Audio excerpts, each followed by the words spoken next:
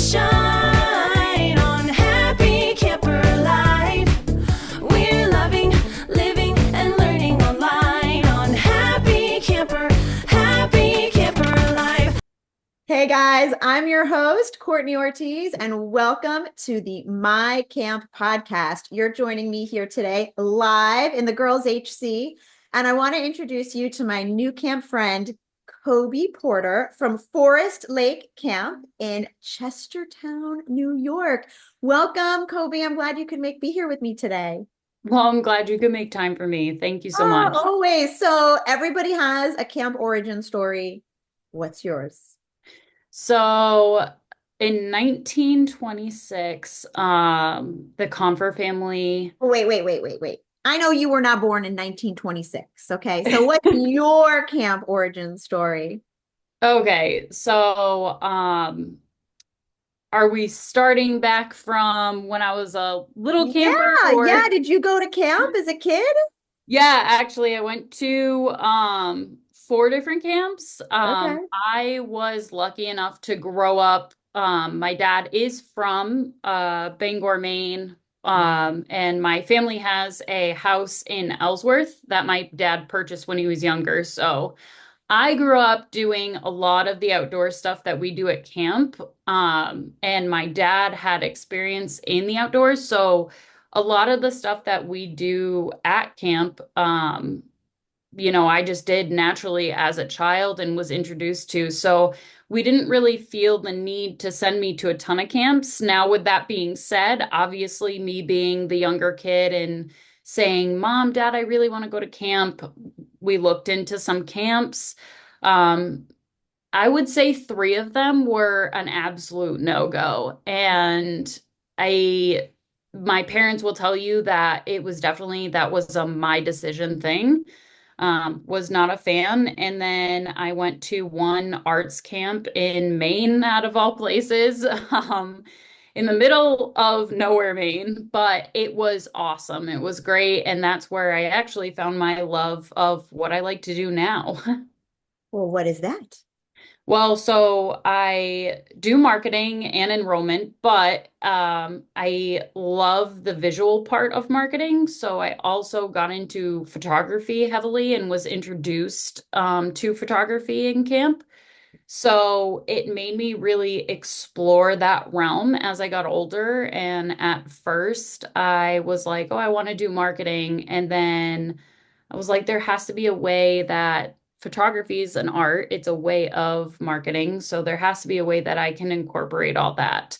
So I ended up doing that and studied marketing and minored in, I have photography background as well. So Well, you're speaking to a girl with you're the same heart. Like I had a photography business and I worked as a camp photographer. So there's nothing more satisfying than taking photos of a place that you love, filled with people that you love. It like ruins it for like then I had to go home and take pictures of regular things, and it was just like not as satisfying as photography at camp and telling that story. And I know at Forest Lake Camp has quite a story to tell because you're in your 99th year. This is your 99th summer, correct?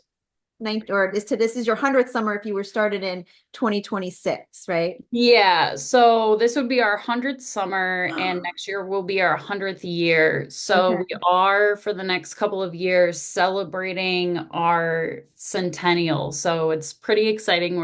We've got some new merchandise coming out. We have some new activities coming out.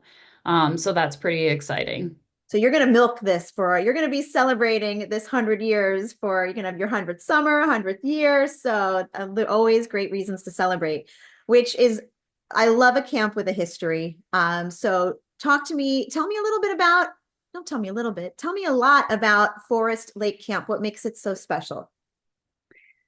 So, coming from part of my background is I have worked at other camps prior, and me firmly, I believe that how small the camp is and how close the camp is in terms of relationship wise, right?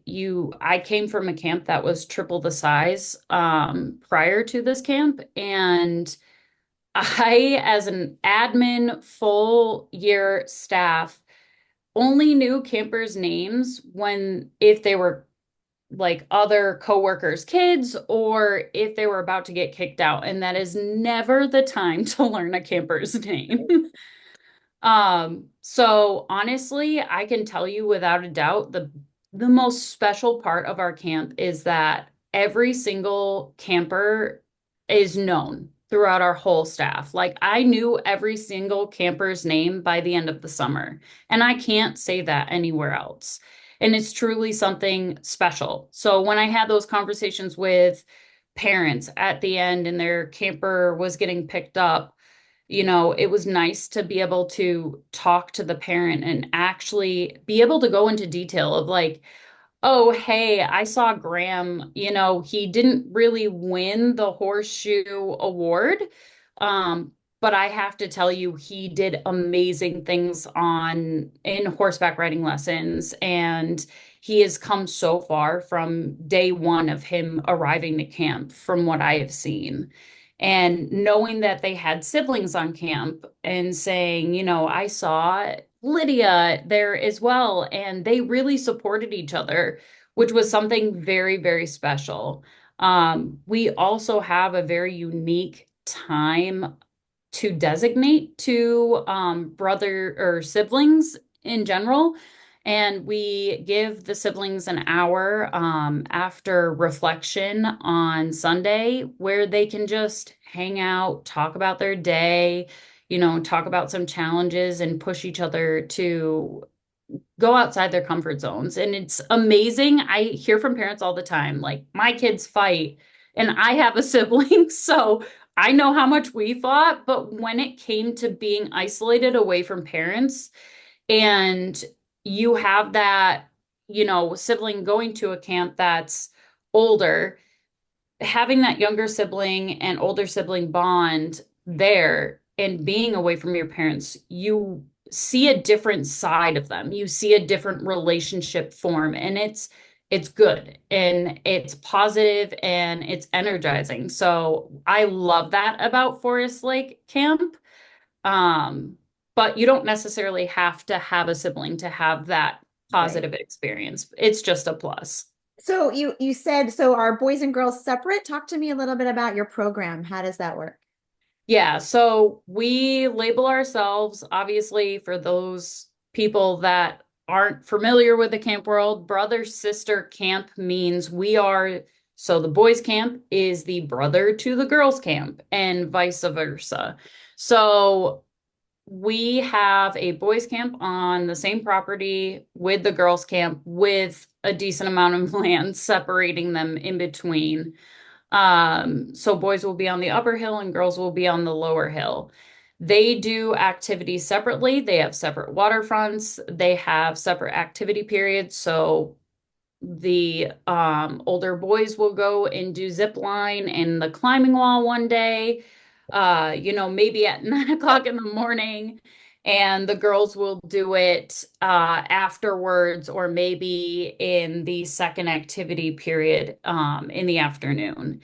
And they have that chance to grow apart, but also we bring them together to kind of form a healthy competition with color wars. And we also do camp social, which is they do a dance party, or we have foursquare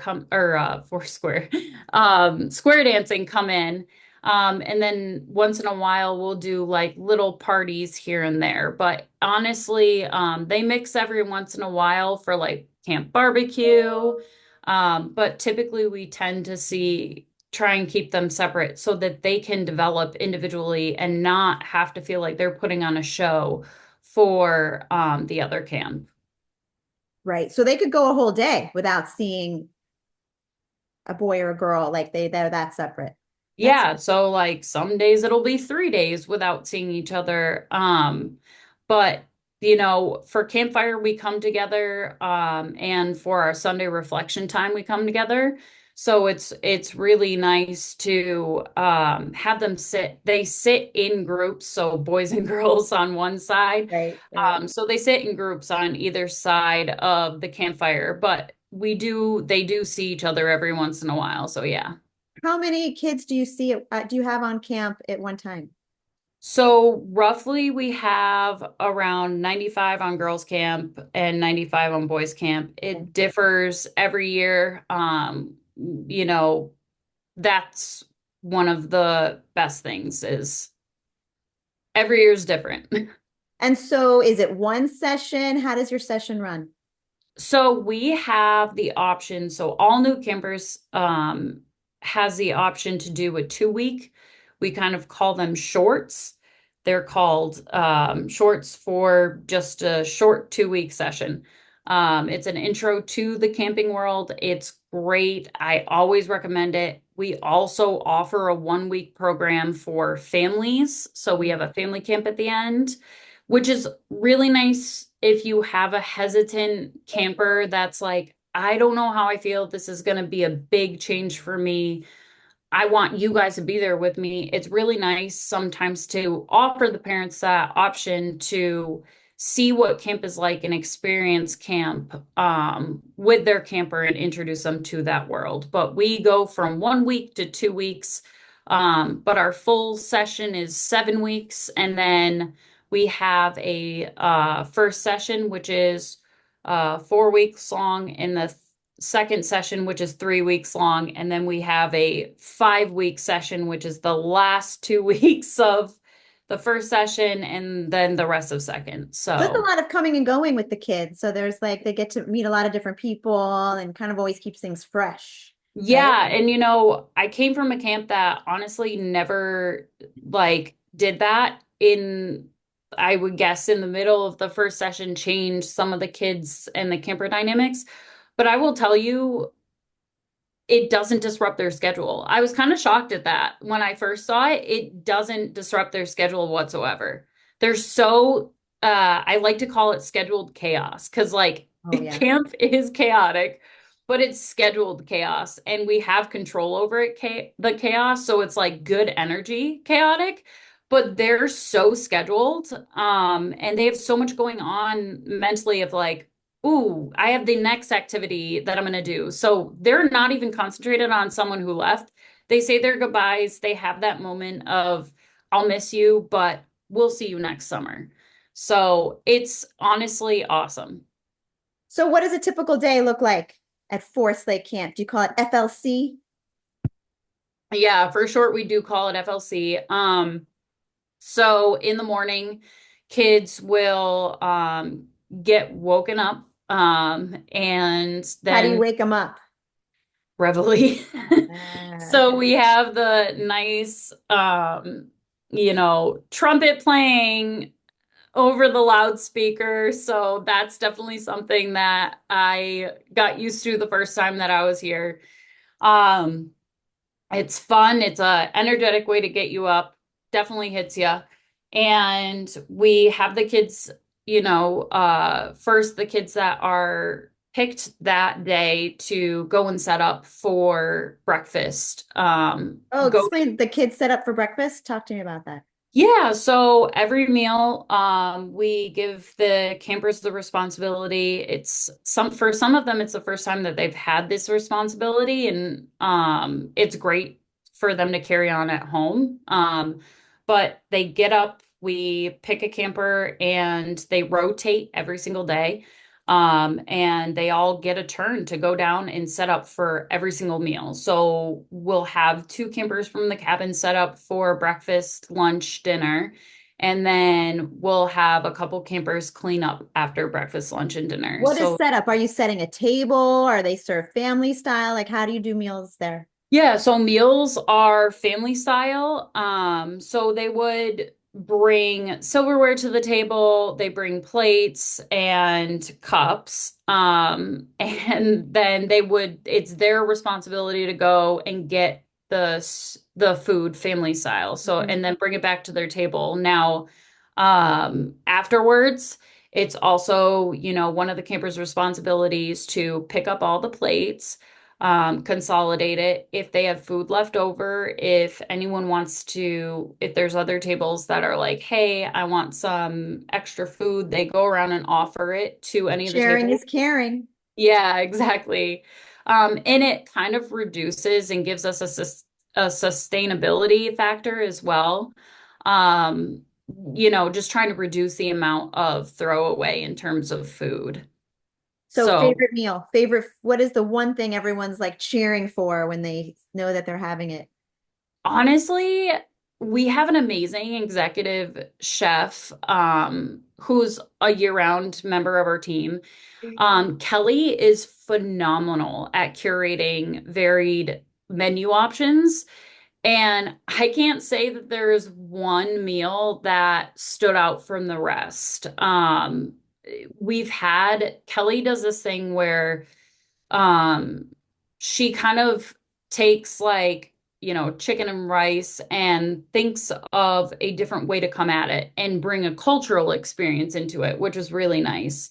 So we had like chicken masala one day, and then we had Spanish rice and chicken the next day, or we had pork or beef. There were different options. And then Kelly also, we are 100% nut free. So there's always that option to have sun butter and jelly sandwiches during the week. And we also have a gluten-free option and a veggie option as well. So. Let's have a shout out to Kelly. If you're listening, you're very appreciative. You cannot give enough love to a great kitchen staff. So applause to Kelly. All right. So the kids went set up for breakfast, and now what happens? So they will have morning announcement. The girls and boys camp both have a chant, and they go ring the bell, and then the Oh, head wait, wait, wait, wait, counselor. wait, wait. Did you just say they have a chant? Oh yeah, they have a chant Oh, right okay. after. So I need to hear it. What's the chant? Oh, I can't do Yes, you can. Yes, you can, because Coby. Get out of your comfort zone, man. That's oh, I know Zoom, it's not okay? that. It's that if I like do they do like a little slap on the table motion, I think I'm gonna like ruin the magic of the Of of your my of your life. Zoom configuration. Yeah, we don't want to mess Yeah. that up. All right. Well, can you just tell it? Can you just say the chant? Okay, so they just say ring the bell, ring the bell, and they'll kind of clap and put their hands down, and it's so much fun because the whole camp gets involved, and new campers that don't know it, you pick up on it honestly really fast. I did.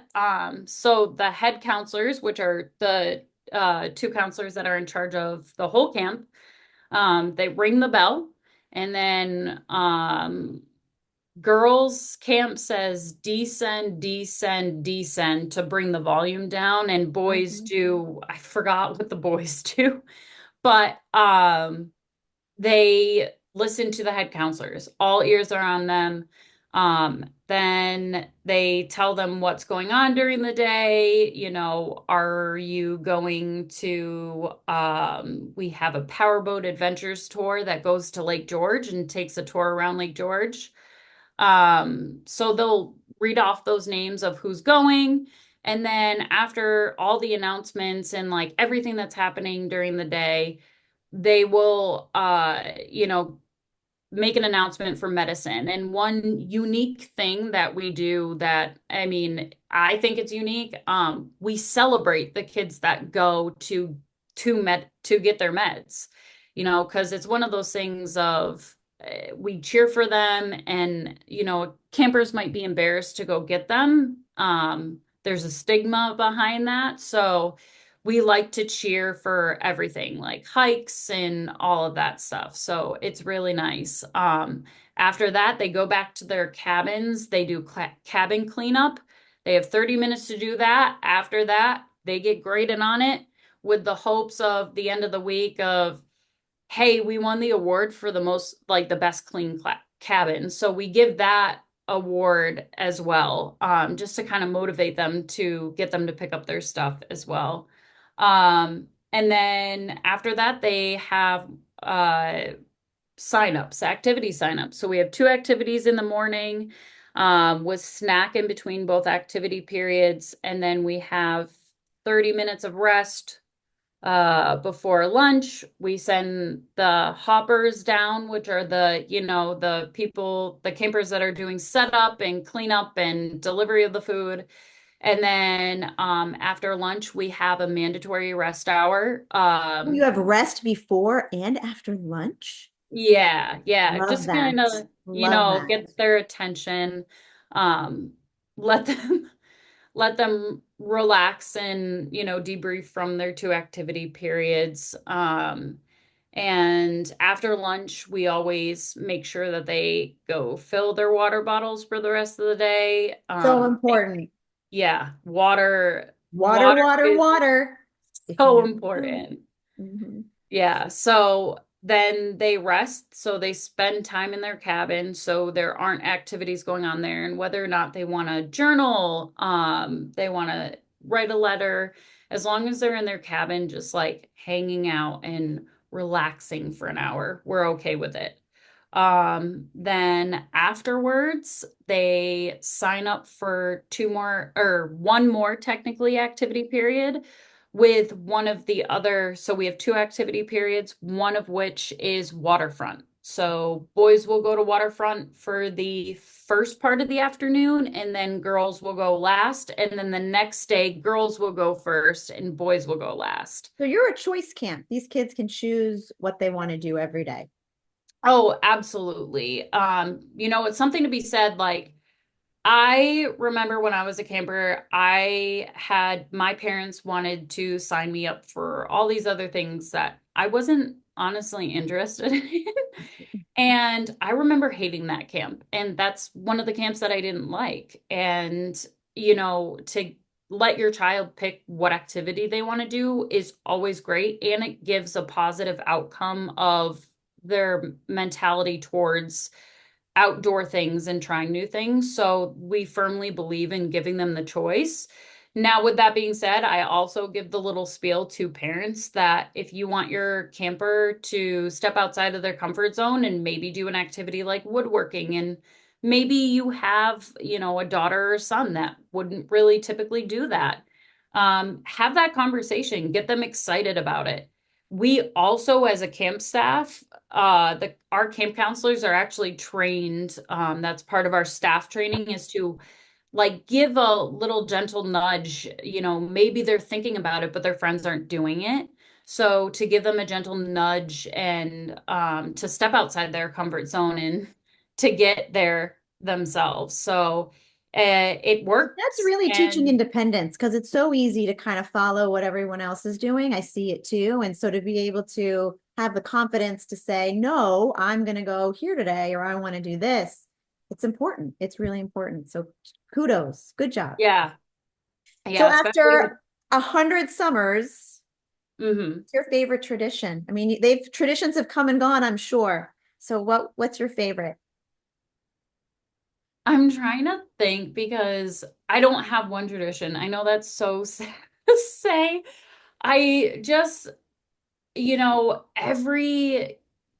some camps have certain things where they have, maybe a candlelight ceremony or a campfire, color wars.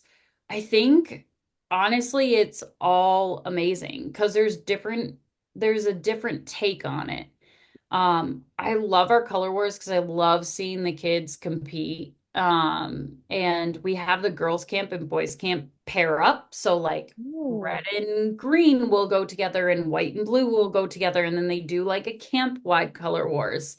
Um, I love campfire though. I think that really mostly has to do with the fact that you're visually seeing kids at campfire with skits step outside of their comfort zones, and even the little kids, and we celebrate that a lot.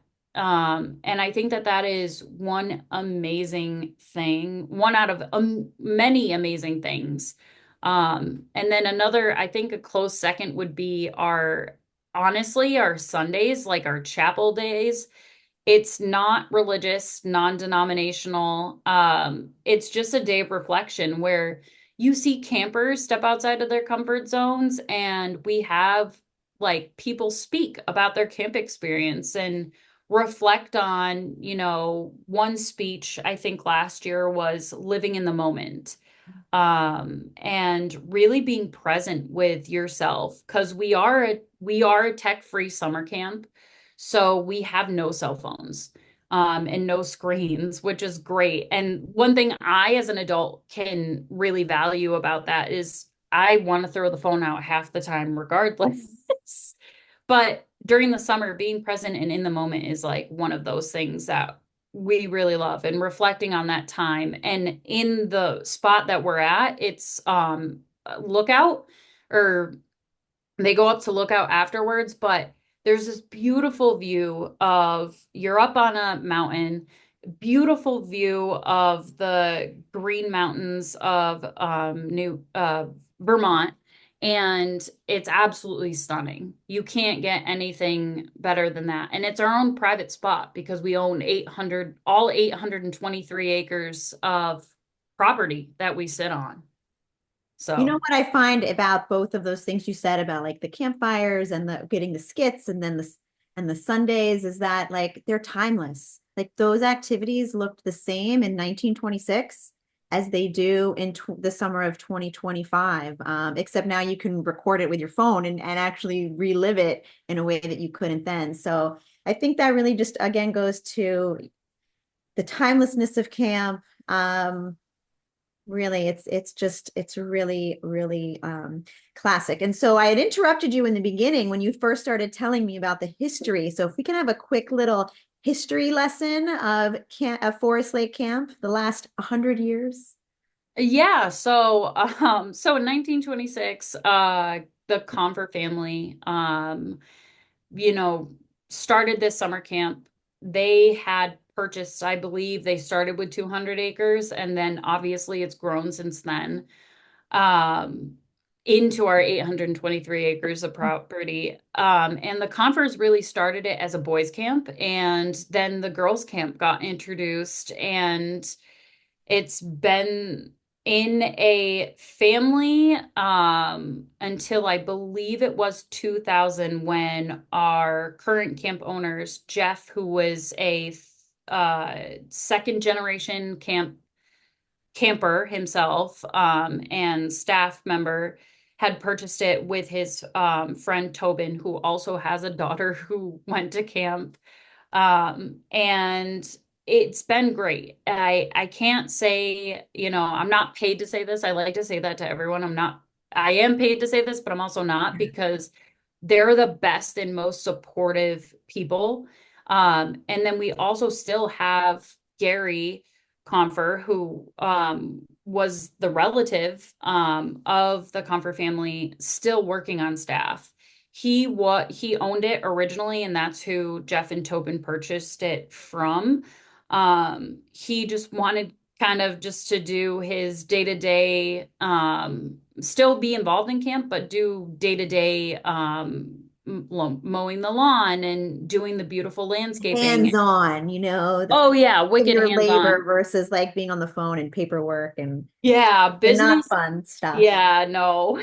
They're the not so fun sides of business. But yeah, like Gary really wanted to be involved in camp still. So he's still with us, and he does amazing things. And, he even uses the camp to give back to the community. Even though we're a privately owned summer camp, we still do community run things.